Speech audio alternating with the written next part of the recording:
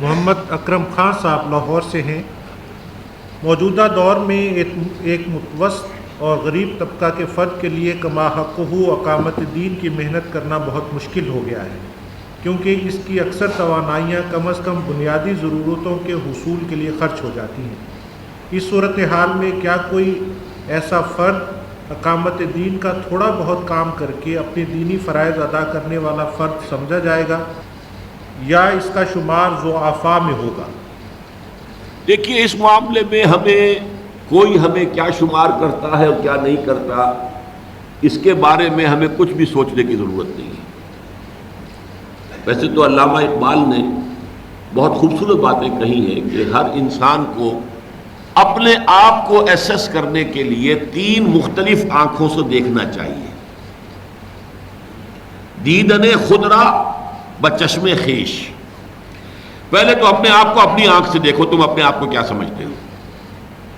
پھر یہ کہ دیدن خود را بچشم دیگراں، دوسروں کی آنکھوں سے اپنے آپ کو دیکھو، وہ دوسرے تمہیں کیا سمجھتے ہیں۔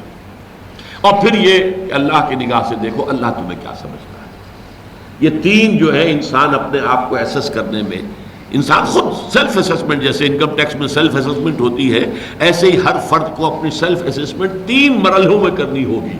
اپنی آنکھ سے اپنے آپ کو دیکھو، دوسرے لوگوں کی آنکھوں سے اپنے آپ کو دیکھو، اللہ کی آنکھ سے اپنے آپ کو دیکھو۔ اور اس میں اگر اللہ آپ کو اطمینان عطا فرمائے تو ہمارے لیے قرآن مجید میں کتنے ہی مقامات پر بہت ہی اطمینان بخش اللہ تعالیٰ کی طرف سے بات آئی ہے، لا یکلف اللہ نفسا الا وسعها۔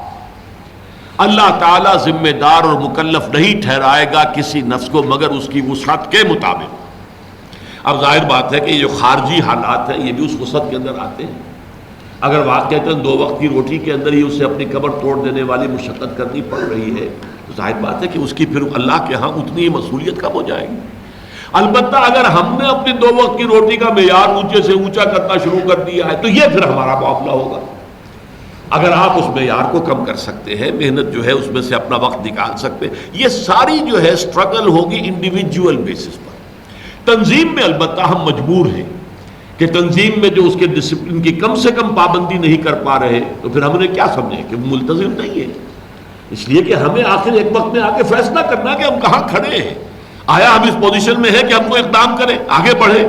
اس وقت جو ہمارے پاس ہوگی، جو اسٹرینتھ ہوگی، وہ تو ہم انہی لوگوں کے اوپر کاؤنٹ کریں گے کہ جو لوگ ہمارے نظم کے پابند ہیں اور اس کے لیے ہمیں امید ہے کہ جو کال بھی دیں گے وہ نکل آئیں گے اور نظم کے ساتھ آئیں گے۔ ایک وہ ہوتے ہیں کہ عین وقت کے اوپر تو لوگ جو ہے بہت سے جوش میں آ کر سینے کھول کر، گریبان کھول کر جو ہے گولیاں کھا لیتے ہیں، وہ لوگ بھی آئیں گے، لیکن اقدام کا فیصلہ ایسے لوگوں کی توقع پر نہیں ہوا کرتا۔ اقدام کا فیصلہ ہوتا ہے اپنی انٹرنل انٹرنسک جو آرگنائزیشنل جو اس کی اسٹرینتھ ہے اس کی بنیاد پر۔ اس حوالے سے ہر شخص سوچے، اپنی جگہ مطمئن ہو تو اللہ تعالیٰ بھی اس کی جو بھی کوتاہی ہے اس کو معاف کرے گا۔